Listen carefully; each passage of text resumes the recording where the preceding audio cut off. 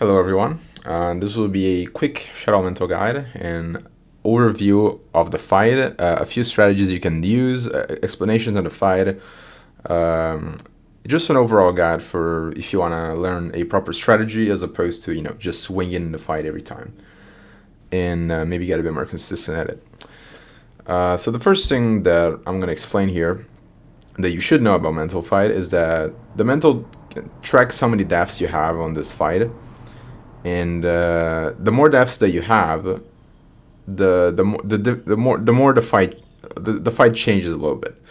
Most importantly for us, there are many things that are RNG, that are random in this fight, but Mantle actually makes them deterministic. That means Mantle makes them always the same in the first time that you fight the fight. I don't know why they did it like this, but it's very convenient for us speedrunners because you can practice this version of the fight because it's always going to be the one that you're actually going to get in a run unless you die in the run. And having a couple of things, not everything is set, but just the things that are set already make it much more possible to consistently and quickly kill Mantle. So you're gonna want to practice this. What you can do is you can make a save file in this room. There are save files available in speedrun.com and in Discord if you want, in FLB. And you want to you can make a save file in this room to practice Mantle. And if you actually go on Future Mod, there's actually an option here in MISC options, and then there's this Shadow Mantle Node Depth version. Turn it on, and every time you reload, you're always gonna get the version of the fight that you would normally get in a run, which has the few RNG patterns always set to be the same thing. If you do die in the run and you have to do the Shadow Mantle fight without being the no death version, the fight will be structured the same, but because a lot of things aren't gonna be the same, you won't be able to use the same strategies most likely, and you're probably gonna want to play way more safe, just because you won't have as much control of the fight. But at the same time, the more times that you die, the more likely it becomes for the friends being the smiles that have pink and yellow eyes. The more likely it will be for them to drop candy, which heals you. So that's something good to know. In the first time, their drop rate is 0, so you have to be able to no heal the fight if you want to consistently get it deathless. Anyways, with this out of the way, let's actually start the fight and let me explain how the fight works. So here we go, Mantle is spawning. As you can know, Mantle has like 4 different phases. The first phase is going to be like this dark blue phase. Mantle in this phase will always start with a bomb attack, and then they will switch to a flame attack, and then they will go back to a bomb attack. Now the thing about attacks is that every time Mantle does a new attack, the damage that we do to Mantle resets. So actually let me just show here. I put the Mantle HP on the top left there. As you can see here, Mantle HP is 30. So the way that this fight works is that your character deals damage, but the more hits that you do to Mantle, the less damage you will do. So the first attack you do deals 1 damage, and then the second deals 0.75, and then 0.5, and then 0.2. And then after that, it deals, like, I think it always does 0.2, which is obviously not a lot of damage. Now the thing about this is that every time Mantle does a new attack, the damage resets. So Mantle starts with the bomb attack. If you deplete all your damage to go to 0.2, and then Mantle does the next attack, which is the flame attack, your damage is gonna go back to 1. So the most important thing about this fight is that you want to always deal like a few, like at least 5 attacks to Mantle at the beginning of each of Mantle's new attack, because that's when your damage is the highest and that's when you can deplete the most HP. Okay, so let's actually showcase. So the first attack is the bomb attack. The bomb attack is random in the sense that the Mantle will spawn 4 bombs and they will be put in random locations, and Mantle will be walking in a random location. So there isn't much you can do here. All you can do really is react to Mantle's movement. Mantle does not deal contact damage, so you can literally just follow on top of Mantle and just dodge the bombs as you see them, and spam attacking while you're on top of Mantle. So that's basically what I'm gonna do here. So I'm just trying to follow Mantle, dodging the bombs as I see them, going towards them, and pressing Z, dodge the bombs. Okay, and here I even get hit. Now, as you can see, I dealt a little damage. The Mantle is at 26.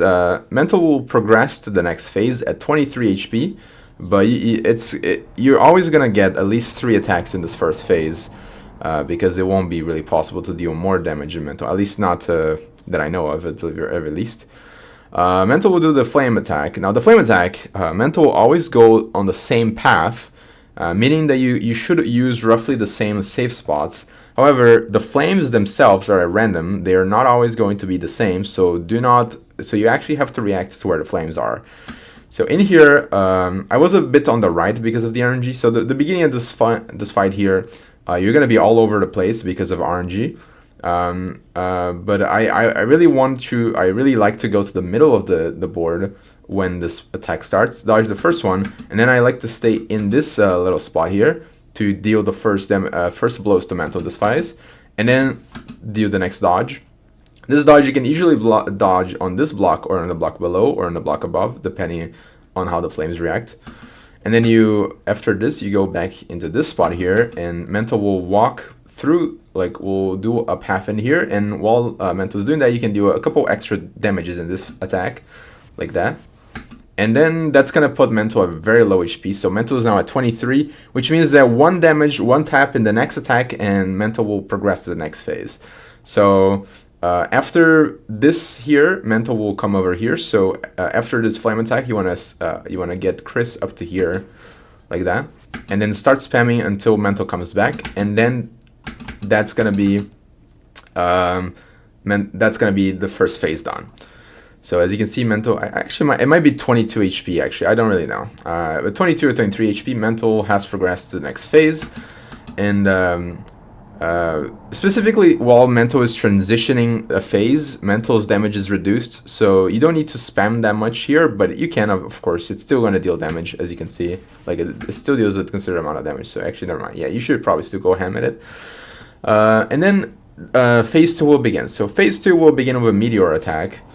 You don't need to worry too much about attacking Mantle here, because this is a very tricky part. You can get a lot of damage here if you're not very careful.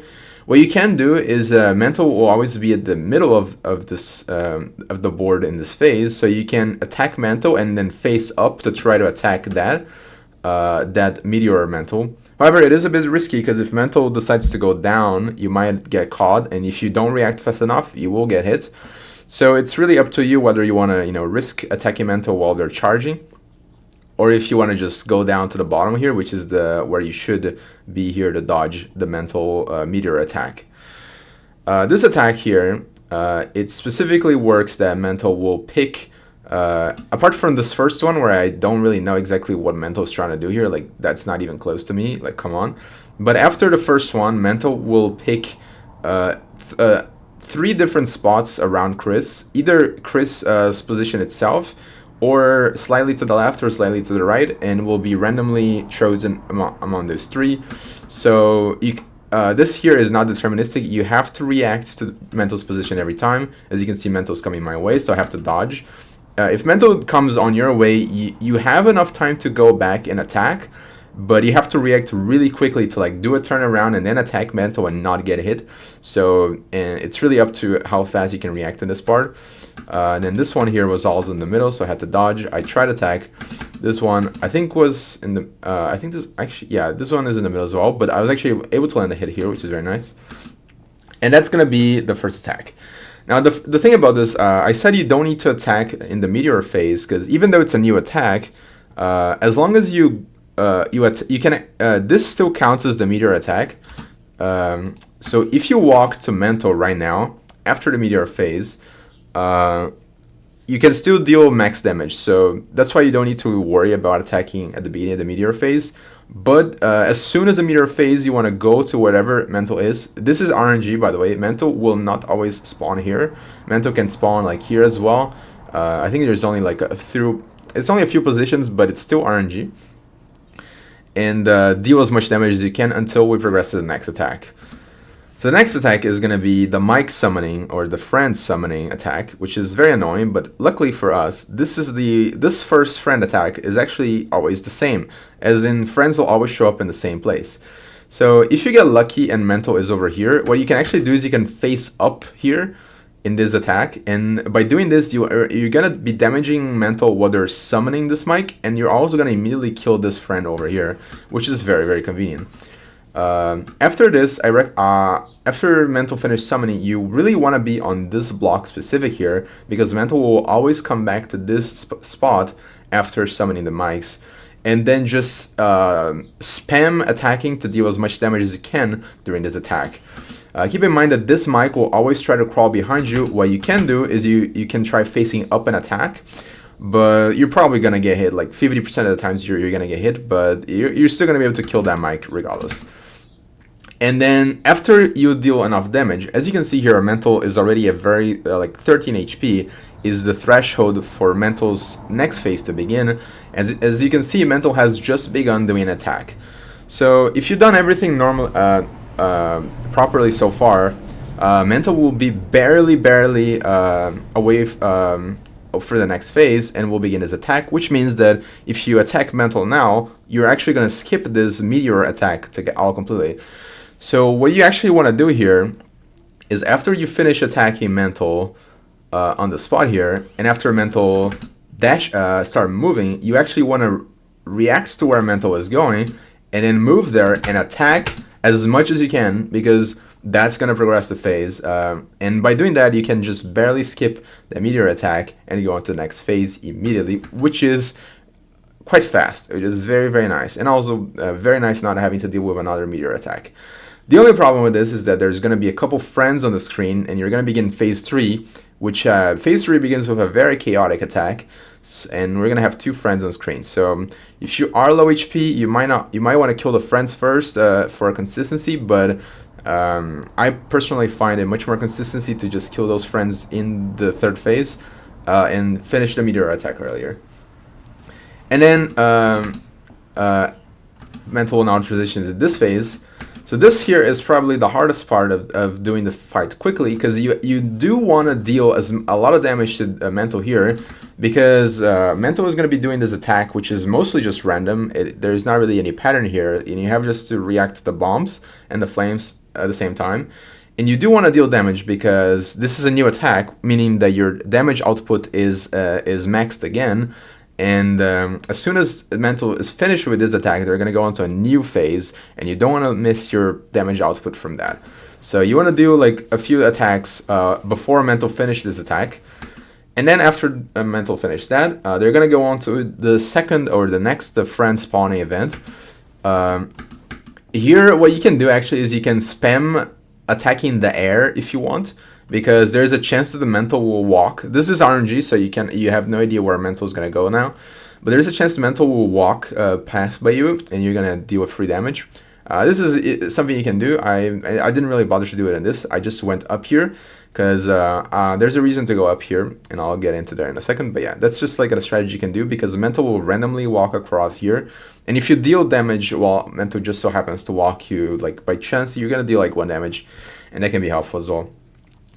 So now we have gone to the friend spawning. Mantle will spawn several friends, which are really annoying, and really the strategy is to just have enough HP, because if you rely on no hitting these guys, they are really unreliable. Their movement is really wonky. As you can see, I'm killing all of them here without getting hit, but like 50% of the time I end up having to damage boost this phase. If you want to take it safe, you can try to go into like a more safe spot, like really waiting for them to come at you. But again, obviously this is going to be very, very slow, and the faster you do this fight, the last Mantle is gonna like actually do stuff. And if you take too much time to kill these friends here, Mantle will do another friend attack just after this. So it's important to bear in mind on how important you actually. How quickly you actually want to get rid of this phase here, so that you don't have to worry about the friends too much. Now this is actually a bit of RNG in this fight here. Mantle's position after this friend spawning is going to be random, And this is a bit unfortunate because it's really a lot faster. It saves a lot of time if Mantle is on the top row here. So if you manage to get lucky and Mantle's on the top, then congratulations, you are actually capable of saving a cycle here. But if Mantle decides to spawn on the bottom, then you're not gonna be able to do it. So let me just explain here. So as you can see, Mantle is at 6.75 HP. Mantle is very close to being finished. Mantle's HP needs to be at 4 HP for the last phase to begin. So what you want to do here is you want to deal damage to Mantle here. And then after this, Mantle will go slightly up, usually above or to the left or to the right. And what you want to do is you want to just spam tagging. As you can see, the friend actually kind of trolled me a little bit there. Because the friend attacked me and I was not able to kill it, the friend knocked me out, and I was not in range to attack Mantle, and I'm actually gonna be losing time because if that didn't happen, I would have been able to deal 2 blows to Mantle, and that would have ended the phase right there. But because that didn't happen, the Mantle flew off. But you can just do what I did there, just spam Z facing up and pray the Mantle walks on your path.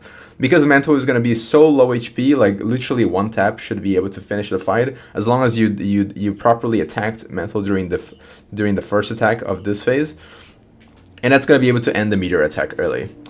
Now, if you're not capable of doing that, if you get better RNG, you won't be able to finish the meteor attack early. You're just gonna have to face through it, and there's a chance that if you don't kill Mantle fast enough after the meteor attack happens, Mantle will do another friend spawning attack. You don't want to get that at all because it's really annoying having to do that another time.